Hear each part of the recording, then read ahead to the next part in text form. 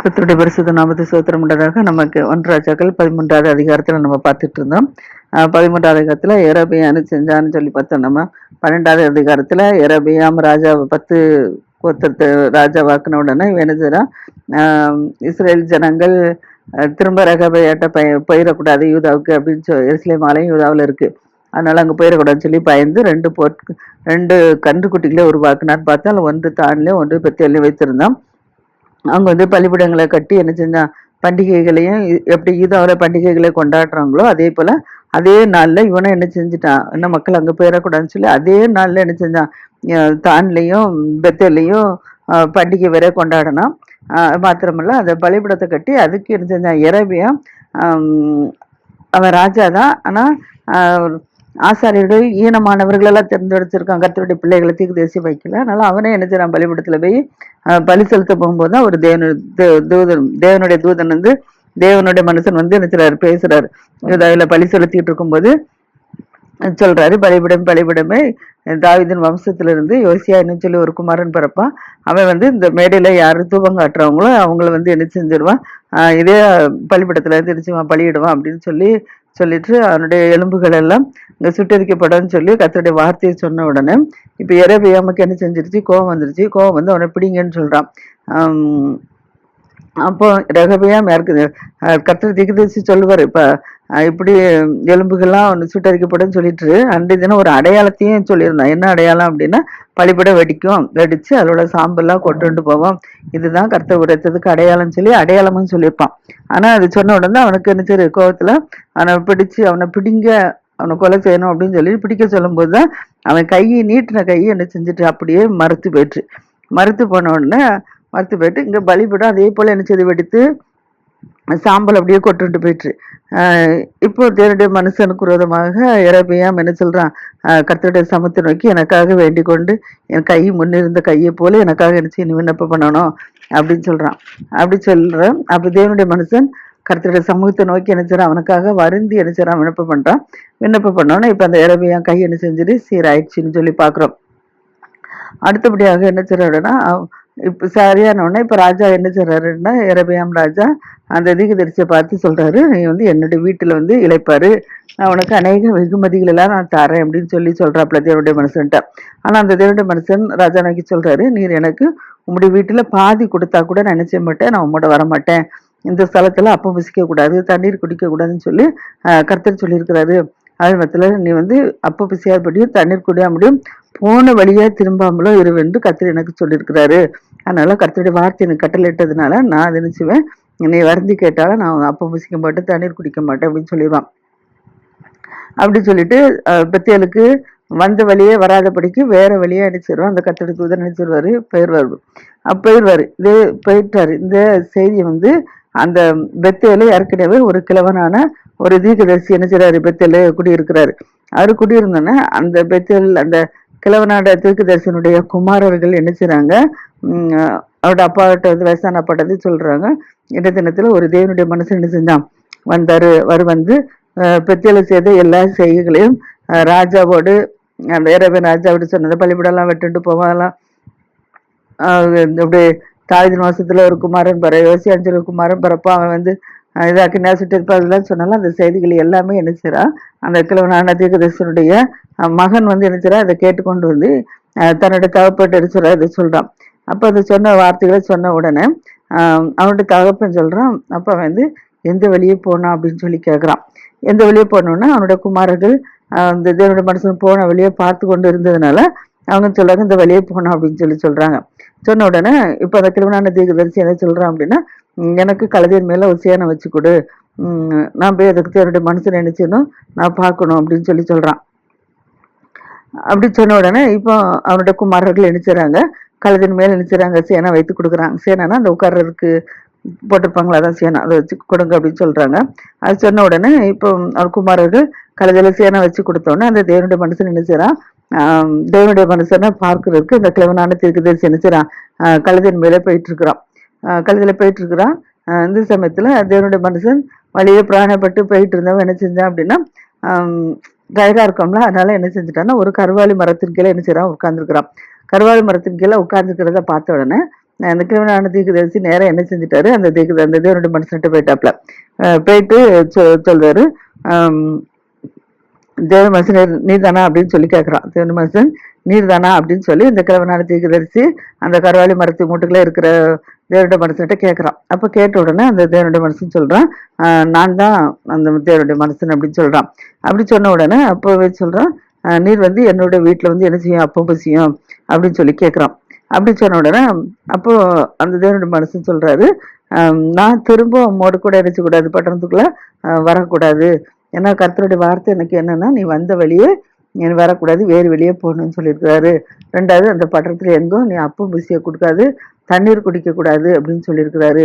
அப்பம் புசியாம தண்ணீர் குடியாதபடிக்கு நீ வந்த வழியே போகாதபடிக்கு வேறு வெளியே போன்னு சொல்லியிருக்காரு. அதனால நான் என்ன செய்ய மாட்டேன், நான் வரமாட்டேன் அப்படின்னு சொல்லி என்ன செய்றான் சொல்றான். 2 வருஷம் வரமாட்டேன்னு சொல்லி சொன்ன உடனே அந்த கிழவனான தீர்க்கதரிசி என்ன செய்றான் அப்படின்னா, உன்னை போல நானும் ஒரு தீர்க்கதரிசி தான். கர்த்தர் என்கிட்ட என்ன சொன்னாருன்னா, அவனை அப்பம் புசிக்கவும் தண்ணீர் குடிக்கவும் நீ உன் வீட்டுக்கு அழைச்சிட்டு வான்னு சொல்லி என்கிட்ட சொன்னாரு அப்படின்னு சொல்லி சொல்றான். என்கிட்ட வந்து ஒரு தூதன் வந்து சொன்னாரு, நீ வந்து அவனை அழைச்சிட்டு வந்து அவனுக்கு தண்ணி அப்பமா கொடுன்னு சொல்லி சொன்னாரு அப்படின்னு சொல்லி இவன் என்ன செய்றான், ஒரு பொய் சொல்லிட்டான். அந்த கிழவனான தீர்க்கதரிசி இந்த கர்த்தருடைய தேவனுடைய மனுஷன்கிட்ட என்ன செய்றான்னா, பொய் சொல்லிட்டான். பொய் சொன்னோன்னே இவனும் என்ன சொல்லிட்டான், தெரியல, சரி ஒரு தீர்க்கதரிசி நம்மளை தேடி வாராரு, அப்போ ஒரு தூதன் பேசிட்டார் போல, சொல்லிதான் நம்மளை கூப்பிட்டுருக்காங்க போல நினைச்சிட்டு இவனும் என்ன செஞ்சுட்டான், கர்த்தர்கிட்ட விசாரிக்காதபடிக்கு அந்த தேவனுடைய மனுஷன் அந்த கிழவனான தீர்க்கதரிசி கூப்பிட்ட உடனே என்ன செஞ்சுட்டாரு, பின்னால போயிட்டாரு. கர்த்தர்கிட்ட கேட்கல, கர்த்தர்கிட்ட வார்த்தை கேட்காதபடிக்கு தீர்க்கதரிசி தான் சொல்லிட்டாருன்னு சொல்லிட்டு என்ன செஞ்சுட்டான், நம்பி போயிட்டாப்ல. நம்பி போனோன்னா இப்போ அங்கே அடிச்சிடாது, அந்த அவங்க வீட்டுக்கு போயிருக்காப்புல. அங்கே வீட்டுக்கு போன உடனே அங்கே நினைச்சுறாங்க, அவங்க போய் அப்பம் புசிக்கிறதுக்கு தண்ணீர் எல்லாம் குடிக்கிறதுக்கு நினைச்சுறாங்க, அங்கே வச்சிருக்கிறாங்க. இப்போ குடிக்கிறாங்க, நினைச்சிடறான், அப்பம் புசிக்கிறான், தண்ணீர்லாம் குடிக்கிறான். குடிச்சு முடிச்சுட்டு அந்த பந்தினா சாப்பிட்டு முடிச்சுட்டு எழும்புறான். எழுப்பி பந்தியில உட்கார்ந்துருக்கிறான் சாப்பிட்றதுக்கு. தண்ணீர்லாம் சாப்பிட்டுட்டு அந்த அப்பெல்லாம் புசிச்சுட்டு அந்த இடத்துல உட்கார்ந்துருக்கிறான். உட்கார்ந்துருக்கும் போது அவனை திருப்பி கொண்டு வந்து அந்த கிழவனான தீர்க்கதரிசி இருக்காம்ல, அந்த கிழவனான தீர்க்கதரிசிக்கு கர்த்தருடைய வார்த்தை உண்டாகுது. என்ன உண்டாகுது அப்படின்னா, அவன் யூதாயிலிருந்து வந்த தேவனுடைய மனுஷனை பார்த்து சொல்றாரு, நீ சத்தமிட்டு உன் தேவனாய கர்த்தர் உன்னை கற்பித்த கட்டளையை நீ கை கொள்ளாமல் கர்த்தருடைய வாக்கு என்ன செஞ்சுட்டா, நீ மீறிட்டா. அதனால அப்பம் புசிக்கவும் தண்ணீர் குடிக்கவும் வேண்டாம் என்று ஒரு விளக்கின ஸ்தலத்துக்கு நீ திரும்பி போய் அப்பம் புசி தண்ணீர் கொடுத்தபடினால உன்னோட பிரேதம் உன் தாக்கல் கல்லறையில சேராது என்று சொல்லி கர்த்தர் சொல்கிறார் அப்படின்னு சொல்லி அந்த கிழவனான தீர்க்கதரிசிக்கு கர்த்தருடைய வார்த்தை உண்டாகி அந்த தேவனுடைய மனுஷன்கிட்ட சொல்றான். சொல்லிட்டு இப்போ அவங்க நினைச்சுறாங்க, போஜனம் பண்ணி முடிச்சாச்சு. முடிச்ச உடனே அந்த தீர்க்கதரிசி நினைச்சுறான், எந்த கர்த்தருடைய மனசுல திருப்பி கொண்டு வந்தாலும் கிழவனான தீர்க்கதரிசி, அந்த கிழவனான தீர்க்கதரிசி என்ன செய்றான், இப்போ நேரம் அவனை நினைச்சுறான், கழுதின் மேல சேனை வச்சு அவனை அனுப்பி விட்டுட்டான். ஏன்னா இப்போ கர்த்தருடைய வார்த்தை இவனுக்கு உண்டாயிடுச்சு. ஏன்னா வந்து நான் வரக்கூடாதுன்னு சொன்ன வழியே வந்து அப்போ பிசித்து தண்ணீர் குடித்ததுனால அவனுடைய பிரேதம் எங்க செய்யாது, அவன் பிதாக்களுடைய கல்லறையில சேராது இல்லை அப்படின்னு சொல்லி கர்த்தர் சொன்ன உடனே இப்போ இந்த வார்த்தையை வேணுச்சுறா அந்த தேவனுடைய மனுஷன்கிட்ட சொல்லிட்டு அவனுக்கு கழுதின் மேல சேனை வச்சு அவனை என்ன செஞ்சுட்டான், அடி போட்டுட்டான். இப்போ அந்த தேவனுடைய மனுஷன் என்ன செஞ்சாரு, கழுதின் மேல ஏறி போயிட்டாரு. பாய் தூரம் பெருகிறாரு. போன இடத்துல கர்த்தர் சொன்னபடியே அவன் பிரேதம் அவனோட பிதாக்கள் கல்லறையில சேராதுன்னா அப்போ சொந்த ஊருக்கு போக முடியாது, சொந்த ஊர்ல இருந்து கல்யாணம் அடக்கம் பண்ண முடியாது. அதான் இப்போ இருந்துச்சுன்னா இப்போ கொஞ்ச நேரத்துல போன உடனே ஒரு சிங்கம் என்ன செய்யுது, வழியில அந்த தேவனுடைய மனுஷருக்கு எதிர்பட்டு வருது.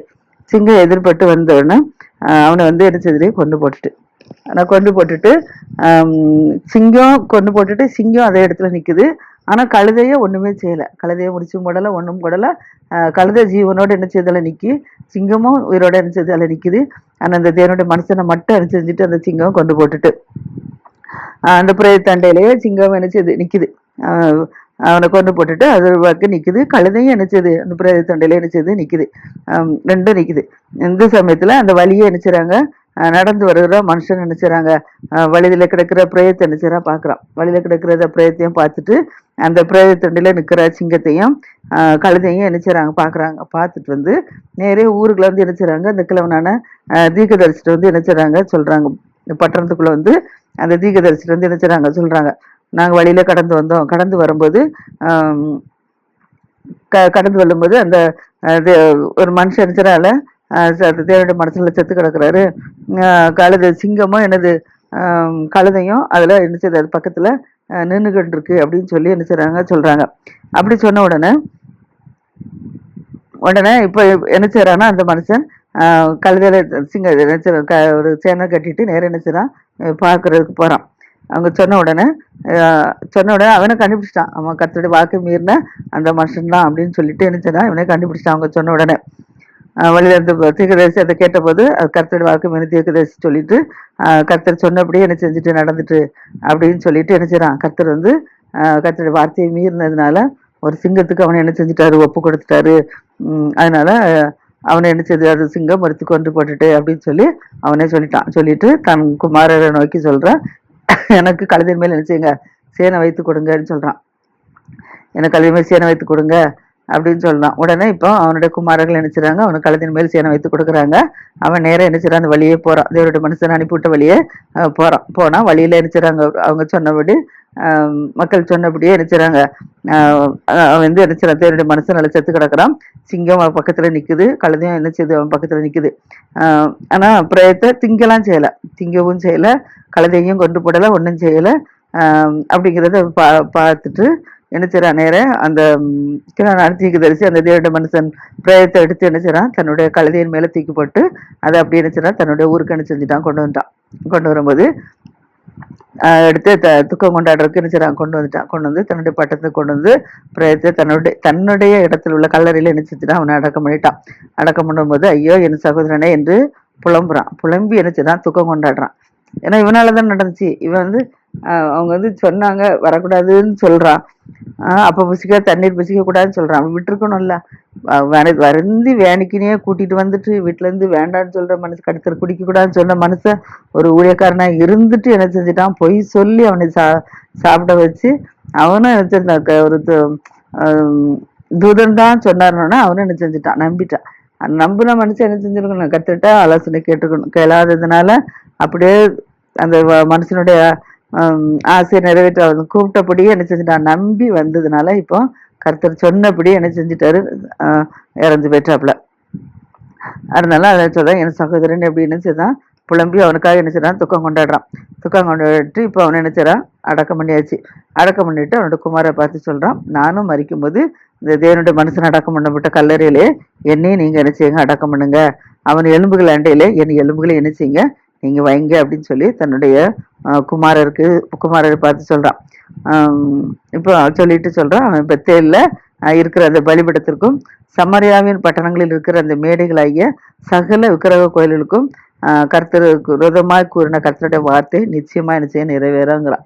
அந்த தேவனுடைய மனுஷன் வந்து சொல்லிட்டு போனால பத்தியல்ல, விக்கிரகங்களை வழிபட்டு மேடைகளை இதெல்லாம் கட்டி உருவாக்குனதுனால வந்து சொல்லிட்டு போனால அதன்படியாக என்ன செய்யறான், அது அப்படியே என்ன செய்யும், நடக்கும்.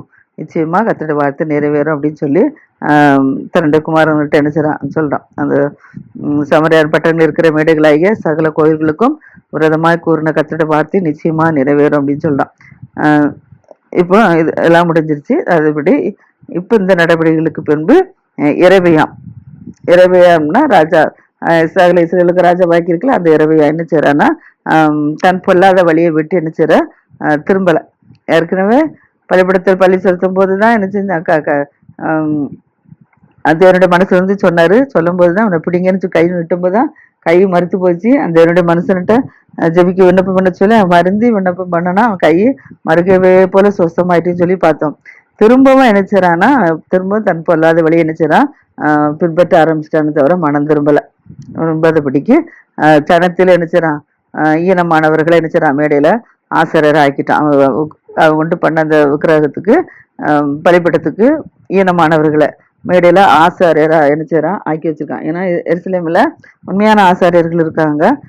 இப்போ மக்கள் அங்க போயிடக்கூடாதுங்கிறதுனாலதான் இதை கட்டி இருக்கிறான். அதனால பலிபீடத்தை உருவாக்கிட்டு அங்க ஈனமான ஆசாரிகளை உருவாக்கி வச்சுட்டு வச்சுக்கான். ஏன்னா யாரு மேல அவனுக்கு மனது இருந்தோ அவர்களை நினைச்சுதான் ஆசாரியனாக பிரதிஷ்டை பண்ணியிருக்கிறான்.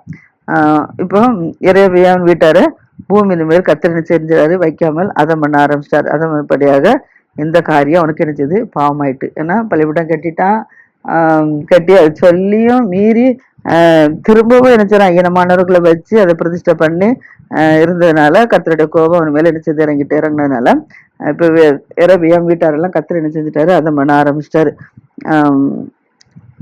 இந்த காரியம் வந்து கர்த்தருடைய பார்வைக்கு பாவமாயிட்டு. அடுத்தபடியாக 14வது அதிகாரத்துல இப்ப இந்த காலத்துல எரபியான் குமாரன் அபியா நினைச்சதான் வியாதியில விழுந்துட்டான். முதலாவது அவனுக்கு கை இதாகி சரியாயிற்று. இப்போ திரும்பவும் பொல்லாத காரியங்களை செஞ்சதுனால கர்த்தருடைய கோபம் மேல எழுந்ததுனால நினைச்சாரு கர்த்தர் எரபியான் வீட்டாரு அதை பண்ணுவேன்னு சொன்னார்ல, அதே போல எரபியான் குமாரன் என்ன செஞ்சுட்டான், குமாரனாகிய அபியா என்ன செஞ்சுட்டான், வியாதியில விழுந்துட்டான்.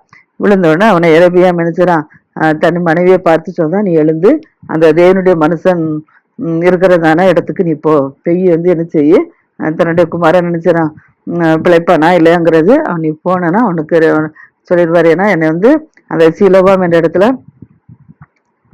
ஆசாரியன் தேவனுடைய மனுஷன் ஒருவர் இருக்காரு, அவரு தான் என்னை செஞ்சாரு அகியான்னு சொல்லி, அவரு தான் எனக்கு வந்து ராஜாவாவன்னு சொல்லி எனக்கு திகதர்சனம் சொன்னவர். அதனால நீ என்ன செஞ்சுட்டு நீ எழுந்து அங்க வேஷம் மாதிரி என்ன செய்ய, நீ சீலோவுக்கு போனானா அவர் அவர் பேரு ஐயா போ, உனக்கு எல்லா காரியங்களும் சொல்வாருன்னு சொல்றார். ஆனா வெறுமனே போகாதபடிக்கு 10 அப்பங்களையும் பணியாரங்களையும் ஒரு கலசம் தேனையும் என்ன செஞ்சு எடுத்துக்கொண்டு போ, அவன் இடத்துக்கு போ, பிள்ளைக்கு சம்பவிக்க போறது என்னன்னு சொல்லி அவர் உனக்கு அறிவிப்பார் அப்படின்னு சொல்லி எரபியா மனுஷரான் தன்னுடைய மனைவியை அனுப்பிவிடுறாரு. வேஷம் மாறி போக சொல்றாரு, 10 அப்பம் பணியாரம் ஒரு கலசம் தேனையும் எடுத்துக்கிட்டு போக சொல்லி சொல்றாரு.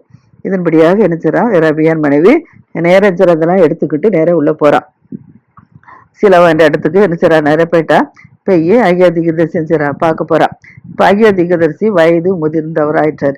வயது முதிர்ந்தவரானால அவர் கண்கள்லாம் நினைச்சது மங்களாயிட்டு, கண்கள்லாம் பார்க்க கூடாதபடிக்கு மங்களா இருக்குது. ஆனா இவ வரும்போதே கர்த்தர் என்ன செஞ்சுட்டாரு, ஐயா தீர்க்கதரிசிட்ட சொல்லிட்டாரு, எரபியா மனைவி நினைச்சிடா இப்படி வாரா, வேஷம் மாதிரி வாரா, தன்னுடைய மகன் வியாதியில படுக்கிறதுனால தன்னுடைய மகனுக்காக ஒரு விசேஷம் கேட்கறதுக்கு நினைச்சதா வருறா அப்படின்னு சொல்லி கர்த்தர் என்ன செஞ்சுட்டாரு, என்ன பிரகாரமாக அவளுக்கு எல்லாமே சொல்லிட்டாரு. அப்படி சொன்னதுனால இப்ப நேரம் நினைச்சிடா எரபியா மனைவி அந்த சீலாவுக்கு ஐயா வீட்டுக்கு வந்துட்டான். வந்த உடனே அவள் வாசனையில அவளுடைய நடையின் சத்தத்தை ஐயா கேட்ட உடனே கரெக்டா சொல்லிட்டாரு, எரபியான் மனைவியை உள்ளவான்னு சொல்லிட்டாரு.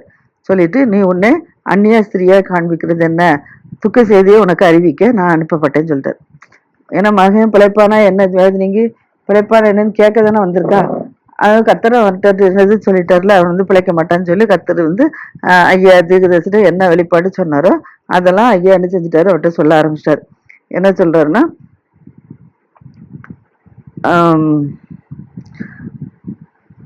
என்ன சொல்றாரு ஐயா தீர்க்கதரிசி என்ன சொன்னாரு அப்படின்னா, நீ வந்து முதல் நீ வந்து உன்னைய அந்நியாஸ்திரியா நீ காண்பிக்கிறது என்னன்னு சொன்னாரு. அப்புறம் உன்னுடைய துக்க செய்தியை காண்பிக்க தான் கர்த்தருங்க அனுப்பினான்னு சொல்லிட்டாரு. அடுத்தெல்லாம் என்ன சொல்றாரு, நீ போய் எரபியாமை நோக்கி என்ன எரபியாமிட்ட கர்த்தர் என்ன சொல்றாருன்னா, கர்த்தர் சொல்றது என்னன்னா, ஜனத்தினின்று உன்னை நான் என்ன செஞ்சேன், உயர்த்தி உன்னை இஸ்ரவேல் என்னும் ஜனத்தின் மேல அதிபதியாக வைத்தேங்கிறார். ஏன்னா அவனை இஸ்ரவேல தாவீது கோத்திரத்துல இப்ப சாலமோன் வந்து பிடுங்கிதானே அவனுக்கு கொடுக்குறாரு, 10 கோத்திரத்தை கொடுத்துருக்கலாம்ல. அதான் சொல்றாரு, உன்னை இஸ்ரேல் மேல் என்ன செஞ்சேன், சகல இஸ்ரேல் மேலும் என் ஜனத்தின் மேல அவனை என்ன செஞ்சேன், அதிகாரியா வச்சேன். நான் ராஜபரத்தை தாவீதின் வம்சத்தார் கையில இருந்து பிடுங்கி நான் உனக்கு என்ன செஞ்சேன் கொடுத்தேன். ஆனாலும் நீ என்ன செஞ்சுட்டா, என்னுடைய கற்பனைகளை கை கொண்டு எனக்கு பார்வைக்கு செம்மையானதை நீ செய்யாதபடிக்கு தன் முழுவதத்தோட என்னை பின்பற்றின என் தாசனாகிய தாவீதை போல நீரிடல. ஏன்னா தாவீது வந்து என்ன செய்றான், முழு இதயத்தோட கர்த்தர் என்ன செஞ்சான், பின்பற்றினான். அதனால முழு இதயத்தோடும் பின்பற்றின என்னுடைய தாசனாகிய தாவீதை போல நீ என்ன செய்யல, நீ இராதபடிக்கு உனக்கு முன்னிருந்த எல்லாரையும் பார்க்கலாம் பொல்லாப்பு என்ன செஞ்சுட்டா, நீ செய்ய ஆரம்பிச்சிட்டா. அதனால பொல்லாப்பு செஞ்சு எனக்கு என்ன கோபம் உண்டாக்க ஆரம்பிச்சா. அதனால நீ போய் என்ன செஞ்சுட்டா, அந்நிய தேவர்களை என்ன செஞ்சுட்டா, அந்நிய தேவர்களையும் வாரி பிக்கப்பட்ட விக்கிரங்களையும் நீ உண்டு பண்ணி உனக்கு புறம்பே என்ன செஞ்சுட்டா, நீ என்ன செஞ்சுட்டா, என்னை தள்ளி விட்டுட்டா. நீ விக்கிரங்களை உண்டு பண்ணிட்டு என்னை என்ன செஞ்சுட்டா, நீ புறம்பே தள்ளிட்டா. அதனால நான் எரேபியா வீட்டின் மேல் பொல்லாப்பை நான் வர பண்ணுவேன். எரேபியாவுக்கு சுவரில் நீர்விடும் ஒரு நாய் முதலா இராதபடிக்கு இஸ்ரவேலில் அடைப்பட்டவனும் விடுபட்டவனையும் நான் சங்காரம் பண்ணுவேன். பண்ணி குப்பை எப்படி கழித்து போடப்படுதோ அதே போல எரேபியாவின் பின்னாடியாரும் அவர்கள் கட்டுகளை நான் எடுத்து அறுத்து போகும்படி நான் கழித்து போடுவேன் அப்படின்னு சொல்லி கர்த்தர் என்ன செய்றாரு சொல்லிட்டாரு.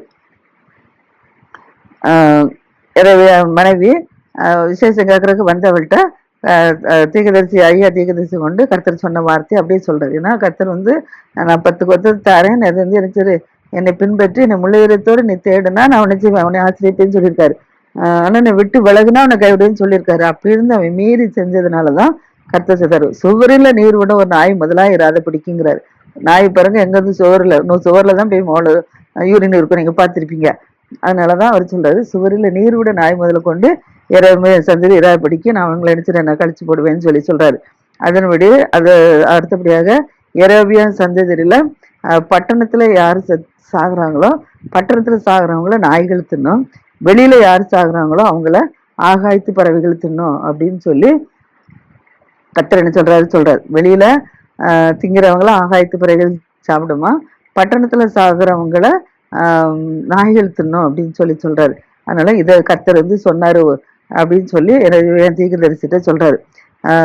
ஐயா தீர்க்கதரிசி சொல்லிட்டு சொல்றாரு, நீ எழுந்து உன் வீட்டுக்கு போ உன் கால்கள் பட்டணத்துக்குள்ள பிரவேசித்த உடனே பிரவேசிக்கையில் பிள்ளையாண்ட என்ன செய்வான், செத்து போயிடுவான். அவனுக்காக இஸ்ரவேல் எல்லாரும் என்ன செய்வாங்க, துக்கம் கொண்டாடி அவனை என்ன செய்வாங்க, அடக்கம் பண்ணுவாங்க. எரேபியான் வீட்டர்ல இஸ்ரேல் தேவனா கர்த்தருக்கு முன்பாக அவனிடத்துல மட்டும் தான் என்ன செய்யுது, நல்ல காரியம் காணப்பட்டுச்சு. அதனால அவன் மட்டும் என்ன செய்வான், எரேபியான் சந்ததியில் அவன் ஒருவன் தான் கல்லறைக்கு உட்படுவான், மற்றவங்க எல்லாம் கல்லறைக்கு உட்பட மாட்டாங்க அப்படின்னு சொல்லி கர்த்தர் சொல்றாரு அப்படின்னு சொல்றாரு.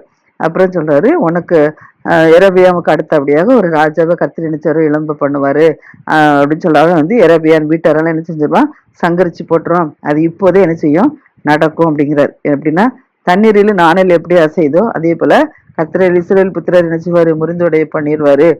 இந்த நல்ல தேசத்துல இருந்து இஸ்ரேல் வேரோட பிடுங்கி அவர்கள் தங்கள் விக்கிரங்களை வைத்து கர்த்தர் கோபம் உண்டாக்குனதுனால அது என்ன செய்யுது, அவர்களை நதிக்கு அப்பால சிதறெடுத்து எரேபியாமில் செய்ததும் இஸ்ரேல் செய்யப்பட்டதுமான பாவத்தின் மித்தம் இஸ்ரேல கர்த்தர் ஒப்பு கொடுத்துட்டார் அப்படின்னு சொல்றான். அப்ப எழும்பி இப்ப எரேபியா மனைவி வீட்டுக்கு போறா. என்ன நடந்து நாளை பாவம் கர்த்தர் ஆசிரிப்பாராக.